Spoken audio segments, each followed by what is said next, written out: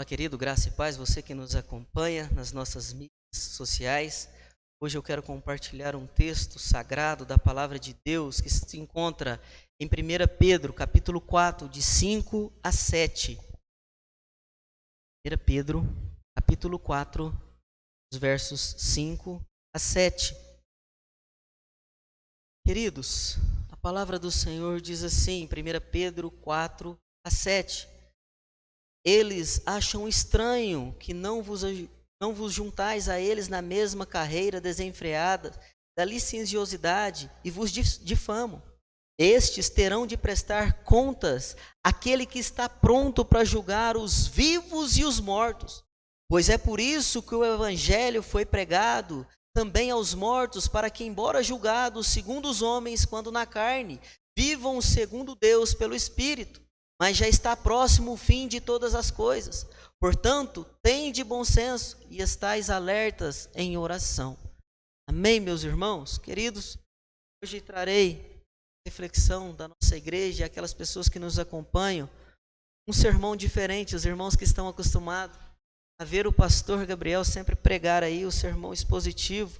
Hoje farei um modelo diferente, farei o sermão temático de um assunto, meus irmãos, que é muito pertinente aos nossos dias. O tema dessa mensagem é endireitando os caminhos. Nós podemos olhar para o texto e já ver algo que nos grita e nos chama a atenção, que é o verso 5. Terão de prestar contas àquele que está pronto para julgar vivos e mortos.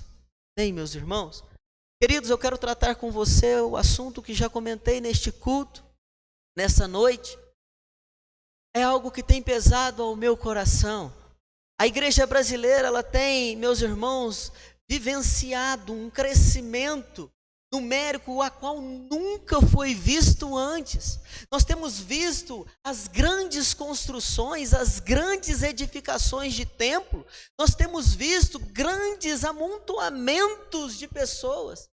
Mas ao observar, meus irmãos, este ajuntamento de gente na vida dessas pessoas, nós vemos que não há uma mudança de vida, não há uma negação ao pecado, não há pessoas rejeitando o velho eu e se voltando para Deus. Por isso que eu chamo isso de ajuntamento, porque não é crescimento do reino de Deus. Muitas dessas pessoas estão por aí buscando a sua solução financeira, buscando a sua casa, buscando o casamento, buscando ter uma vida muito boa. Mas, meus irmãos, eu já quero te adiantar ainda nessa introdução. O evangelho de Jesus Cristo não é isso. O evangelho, meus irmãos, quando Jesus entra em uma pessoa, tudo muda. Se ele mentia, não mente mais. Se ele roubava, não rouba mais. Se ele sonegava imposto, ele passa agora a fazer, irmãos, igual o nosso personagem Mateus. Eu vou restituir, eu vou devolver, eu vou fazer o que é certo. Este é o evangelho da graça. É o evangelho que espera a volta do seu Senhor. É o evangelho que diz não para as coisas do mundo. Este é o evangelho. Talvez você já esteja se perguntando, pastor, mas o Senhor disse que este é um assunto muito pertinente. E é, meus irmãos, é. Porque esta situação que está indo de mal a pior, talvez seja minha e sua culpa. O que é isso, pastor? Sou um cristão piedoso. Trabalho, não roubo, não minto. É, mas você tem combatido as falsas doutrinas. Observe que o texto disse que todos terão que prestar contas. Ele que está assentado num alto e sublime trono, pronto para julgar. E julgar as nações, julgar um por um. Meus irmãos, atente-se a isso. Nós teremos que prestar conta de tudo. E eu separei, meus irmãos, alguns pontos para nós meditarmos. O porquê a igreja brasileira, porque a igreja está indo de mal a pior. Em primeiro lugar, porque eles abandonaram a pregação da palavra. Vai comigo aí, meus irmãos, para 2 Timóteo, capítulo 4. 2 Timóteo, capítulo 4, dos versos 1 a 5. Olha o que esse texto vai dizer. Paulo escrevendo a Timóteo vai dizer: eu te exorto diante de Deus e de Cristo Jesus, que há de julgar os vivos e os mortos pela sua vinda e pelo seu reino. prega a palavra, insiste a tempo e fora de tempo, aconselha, repreende, exorta com toda paciência e ensino, porque chegará o tempo em que não suportarão a sã doutrina, mas desejando ouvir muitas outras coisas agradáveis, e ajuntarão para si mestres, segundo os seus próprios desejos, e não só desviarão os ouvidos da verdade, mas se voltarão às fábulas. Tu, porém, sê equilibrado em tudo, sofre as aflições, faz a obra de um evangelista e cumpre o teu ministério. Ou seja, as igrejas se apartaram desta palavra. Você faz um panorama da igreja brasileira e o que há são pregadores, coaches, autoajuda. Você vai ter a melhor semana da sua vida.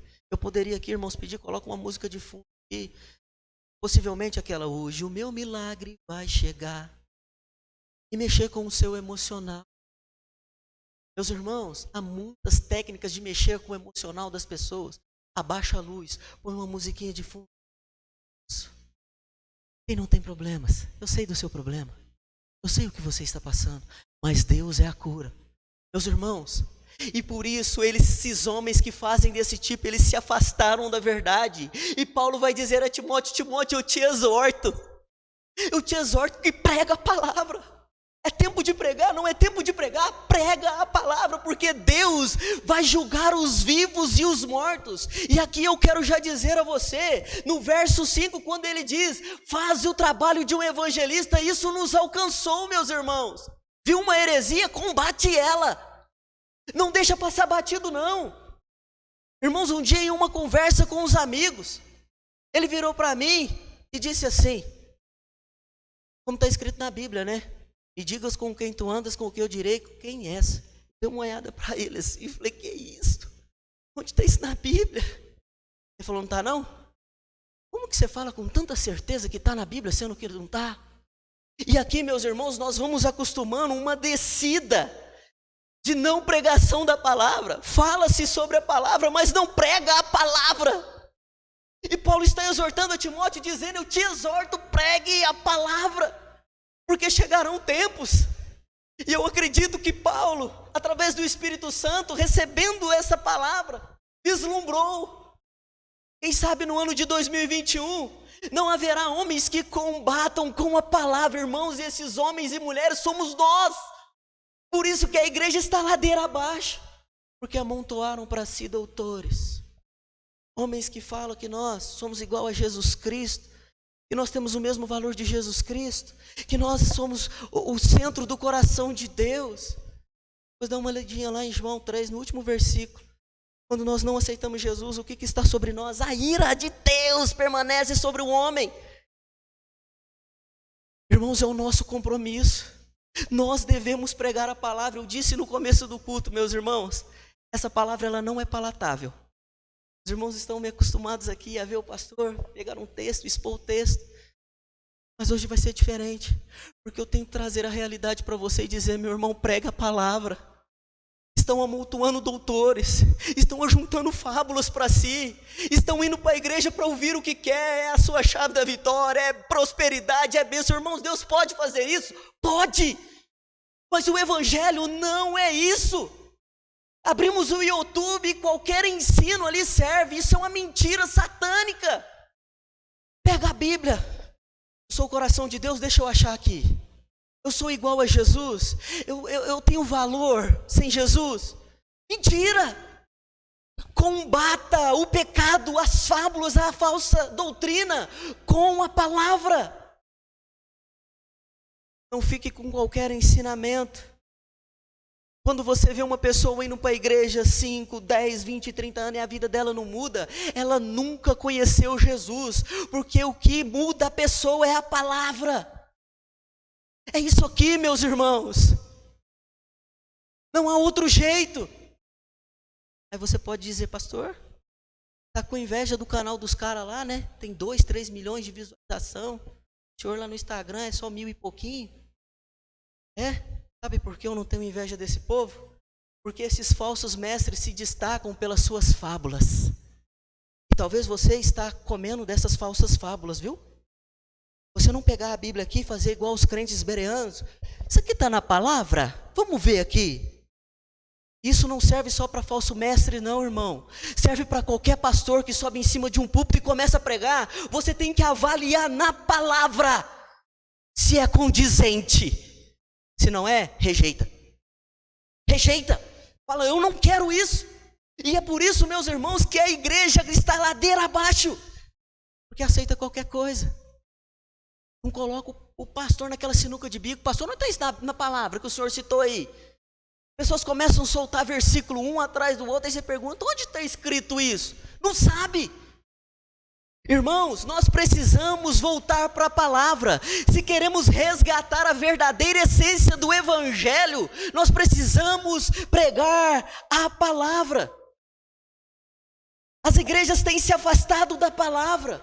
E nós precisamos endireitar os caminhos. Você nessa noite está sendo desafiado a pregar a palavra. Em segundo lugar, nós precisamos endireitar os caminhos, porque muitas igrejas, muitas denominações estão tomando os moldes do mundo. E eu quero que você vá comigo para Romanos, capítulo 12. Sei que os irmãos conhecem de cor esses 2 primeiros versículos, mas vamos ler juntos Romanos, capítulo 12. Presta atenção, meus irmãos, nas verdades contidas em 2 versículos. Portanto, irmãos da Igreja Batista Luz da Vida e os nossos telespectadores, pelas compaixões de Deus, eu rogo-vos que apresentei o vosso corpo como sacrifício santo e agradável a Deus, que é o vosso culto racional, e não vos amoldeis ao esquema deste mundo, mas sede transformado pela renovação da vossa mente, para que experimenteis qual seja a boa, agradável e perfeita vontade de Deus. Irmãos queridos, você olha para muitos lugares aí que diz que é uma igreja evangélica, não tem palavra, não há pregação do evangelho, que está tomando o molde do mundo. É show gospel, é festa gospel. Irmãos, não estou dizendo que a gente não possa ter aqui cantores, podemos. Que a gente não possa se alegrar numa festa, podemos. Mas numa festa onde fazem festa para jovens ficar, eu não sei se os irmãos sabem o que é isso. Na minha época, eu já estou ficando velho, era o jovem beijar na boquinha um do outro assim, ó. Sabe o que é isso, meus irmãos? Tomar o molde do mundo. E Paulo escrevendo aos Romanos vai dizer, não tome o molde desse mundo não. Não pegue para você as coisas desse mundo não. Pelo contrário, você tem que pedir a renovação da sua mente, porque tudo começa aqui, ó. O pecado começa aqui, você começa a maquinar, pensar. Você precisa se transformar. Aí entram na igreja, cultuam de qualquer forma, adoram a Deus de qualquer forma, não chegam em frente a um espelho e se perguntam, será que essa roupa aqui é para a glória de Deus? Texto bíblico, 1 Coríntios 10, 30. Quer comais, quer bebais ou façais qualquer outra coisa, fazei tudo para a glória de Deus. Meus irmãos, entenda, o mundo a nossa igreja está ladeira abaixo, as igrejas, porque tem tomado os moldes do mundo. Não se perguntam sobre o seu estilo de vida. Será que o meu estilo de vida agrada a Deus? Será que o meu linguajar agrada a Deus? E nós já vamos chegar lá, sobre os gracejos, as palavras torpes, as brincadeiras de duplo sentido. Será que você se pergunta, será que eu tenho um molde de Cristo? Será que você pode dizer, não vivo mais eu, mas Cristo vive em mim? Gálatas 2, a partir do verso 19 e 20. Será que você pode dizer isso? Ou você é um cristão 007? Ou você tem tomado o molde deste mundo?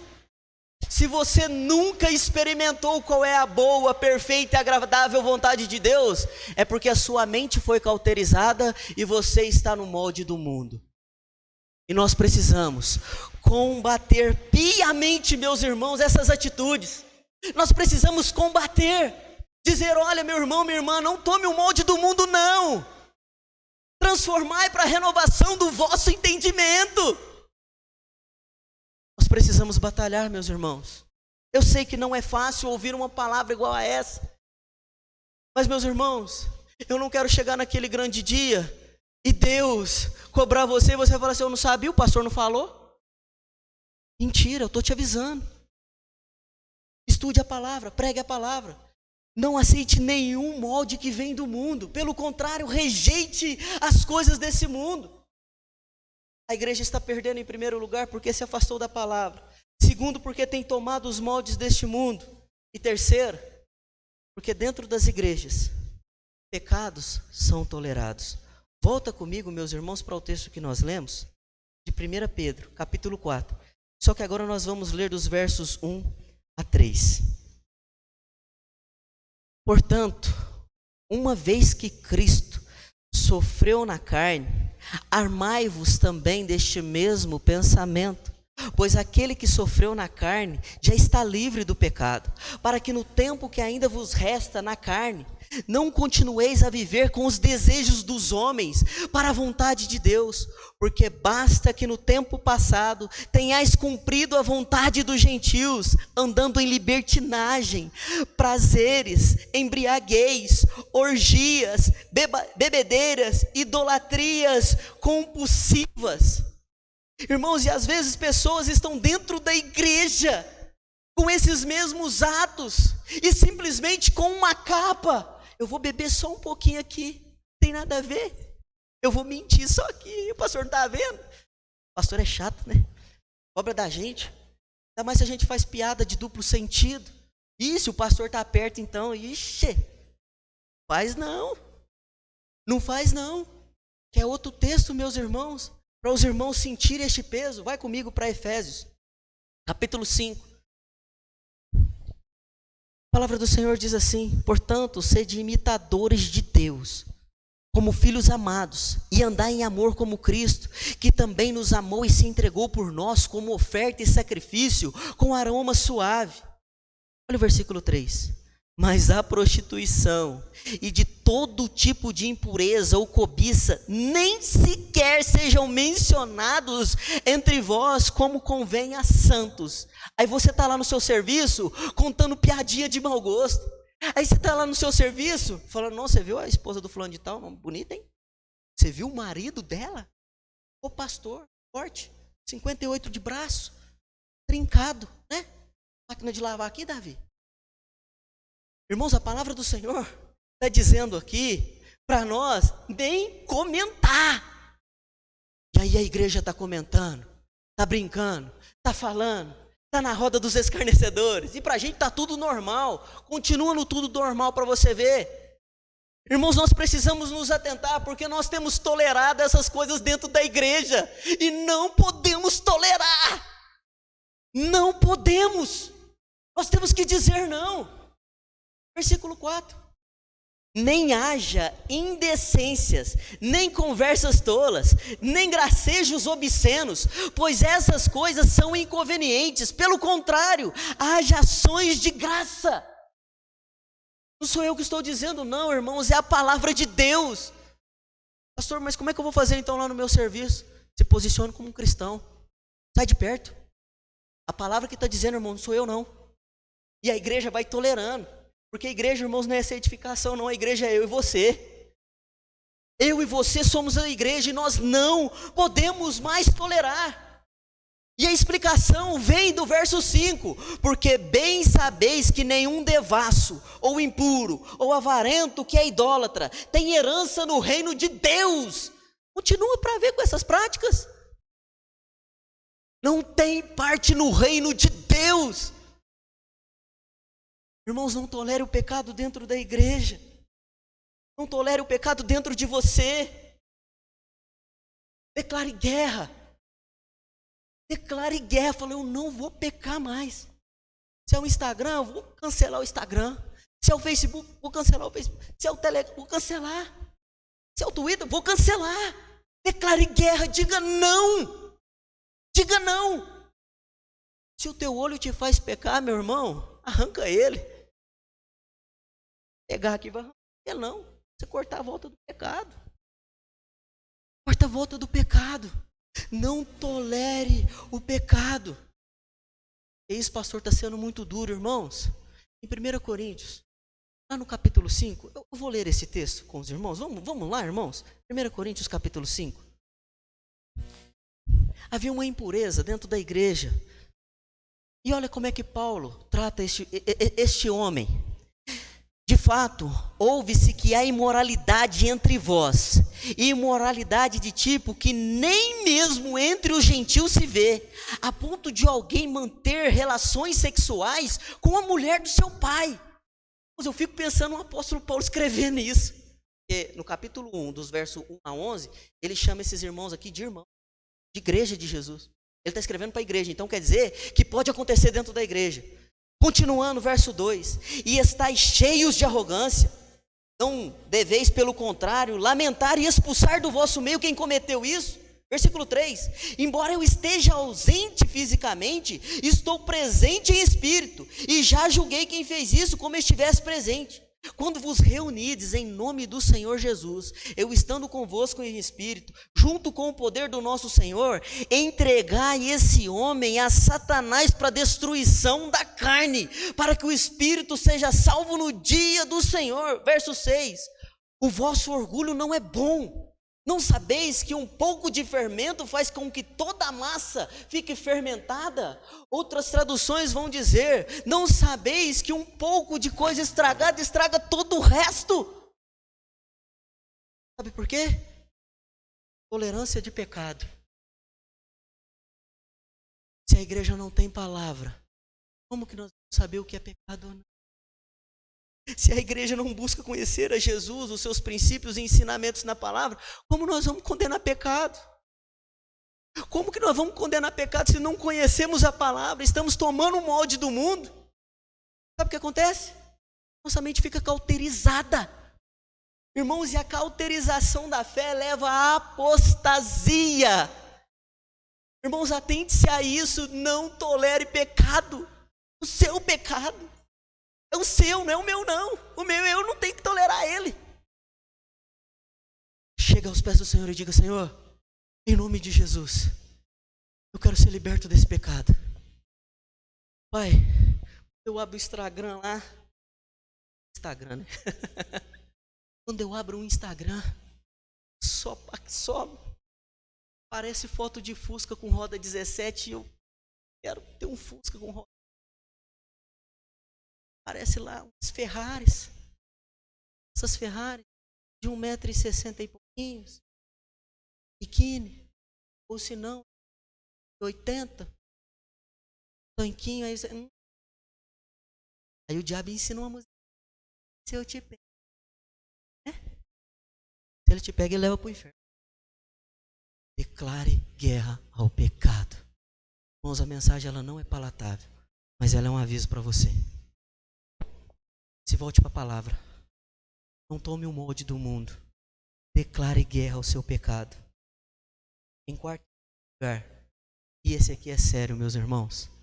Depois de não buscar a Deus na palavra, depois de você tomar os moldes do mundo, depois da sua mente cauterizada pelo pecado, vem em quarto e último lugar, não buscar a presença de Deus. Há quanto tempo você não ora? Quanto tempo você não lê a Bíblia? Há quanto tempo o peso do pecado não invade seu coração e fala: meu Deus, me perdoa. Pai, eu cobicei a conta do outro. Pai, eu levantei um altar dentro de mim para a minha questão financeira. Idolatria é pecado, viu, irmãos? Não é só de imagens, não. É tudo aquilo que toma o lugar de Deus se torna idolatria. Há quanto tempo você não bate o seu joelho no chão e você diz: Pai, me perdoa. Você faz aquela oraçãozinha sem vergonha: Pai, em nome de Jesus, abençoa os pecados, Pai, que eles ficam comigo. É porque dormindo a gente ora assim. Há quanto tempo você não chora? Irmãos, o pecado tem que nos fazer chorar. E um culto de ceia igual a esse, nós temos que lembrar que nós merecíamos era o inferno, era a eternidade sofrendo. E no Evangelho de Mateus, Jesus fala mais sobre o inferno do que sobre o céu. E isso, irmãos, assusta o meu coração, porque às vezes eu fico me pensando: imagina, eu lá sofrendo por 10 anos, 20 anos, 30 anos, 1 milhão de anos, 2 bilhões de anos. Meus irmãos, Porque você não tem buscado ver da parte do Senhor? Porque você não tem buscado o arrependimento da parte do Senhor? Porque você não tem se voltado para as coisas do Senhor? Há quanto tempo? A pergunta é para você, irmãos. Eu disse para os irmãos que quando eu preparava a mensagem, meu coração foi pesando. Foi pesadinho. Porque isso me confronta também, irmãos. Eu não só jogo isso aqui para fora, não. Preciso mudar, preciso melhorar, preciso buscar mais, preciso orar mais, preciso meditar mais. O apóstolo Paulo escrevendo a Efésios, e vai comigo, meus irmãos, no capítulo 3, dos versos 14 a 16. Ele começa dizendo assim: por essa razão eu dobro os meus joelhos perante o Pai. Que razão é essa, meus irmãos? A obra de Cristo. Aí no verso 15 ele vai falar de quem toda família nos céus e na terra recebe o nome. Que família é essa? A igreja. Versículo 16, agora ele vai fazer um pedido: para que segundo as riquezas da sua glória vos conceda que sejais interiormente fortalecidos com poder pelo seu Espírito. Você já orou assim? Pai, me reveste interiormente. Me reveste. Mas como, meus irmãos, nós podemos orar assim, se a pregação da palavra falhou? Se o molde do mundo está dentro de nós, se nós temos tolerado o pecado, como que nós vamos buscar o poder de Deus? Meus irmãos, eu vou continuar insistindo com você. Eu vou continuar insistindo. Volte-se para a palavra. Você que nos assiste, você está numa igreja onde não prega a palavra, procure uma igreja que pregue a palavra. Se aí estão tolerando o pecado, sai do meio deles. Meus irmãos, nós não podemos entrar por este caminho. E é por isso, meus irmãos, que estamos ladeira abaixo. Que coisa serve? Eu sou da safra. Para ser pastor, um pouquinho para os irmãos, como é que é para chegar ao pastorado? Primeiro você tem que ter um seminário, depois uma faculdade, depois você ser treinado em uma congregação. E só nesse tirando a faculdade e o seminário, que são mais ou menos 6 a 7 anos, você vai para a congregação. Congregação você tem que ter no mínimo 2 anos. Então vamos pôr que é 6 mais 2, 8. Você tem 8 anos de preparo para depois, meus irmãos, ser indicado para o pré-concílio. No pré-concílio eles vão ver se você tem um nome lá no Serasa, eles vão ver ali como é que é a sua esposa, porque a esposa tem que assinar uma cartinha. Minha esposa assinou essa cartinha, declarando a minha idoneidade. Palavra bonita, né? É difícil de falar. Porque pode bater na mulher, não. Mesmo que às vezes, né, a mulher faz raiva. Aí... não pode não tem essa vontade não, viu, irmãos? Não tem não. Não tem não, irmãos.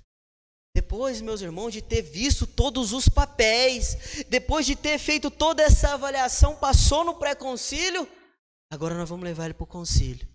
Sabe como é que é o concílio, irmão? Passa-se de 300 perguntas assim, ó. Você não pega o papelzinho e a caneta não, tá? Você tem que responder mais de 300 perguntas. Você só tem esse livro aqui, porque para cada pergunta, quem é Deus? Ah, Deus mostra para mim na Bíblia. Ah, ele é Espírito? Onde é que está escrito na Bíblia? A ceia, e aí vai, irmãos. Meu concílio demorou 2h30. E eu lá, todo bonitão, suando, igual estou aqui. Aprovado. Por que você está contando isso, pastor? Porque, meus irmãos, para estar aqui hoje, uma igreja teve que assumir a responsabilidade de me enviar para outra igreja. E aí hoje, um acorda lá e fala: você pastor? Os pastor tudo está ganhando dinheiro, né? Você pastor também. E aí não cuida das ovelhas, não tem compromisso com a palavra, toma o molde do mundo, tolera pecado dentro da igreja, não busca o poder dos céus, não conduz a igreja ao arrependimento, porque essa mensagem, meus irmãos, é para nos conduzir ao arrependimento.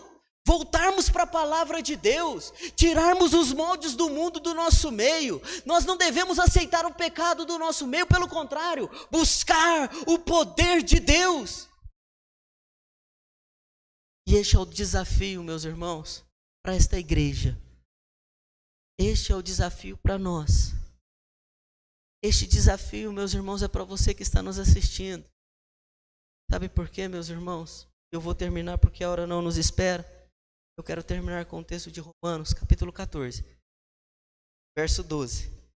E diz assim: assim, cada um de nós dará conta de si mesmo a Deus.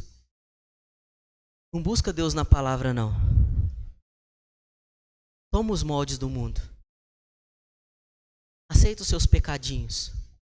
Não busca o poder do Espírito Santo, não. Vou ler de novo.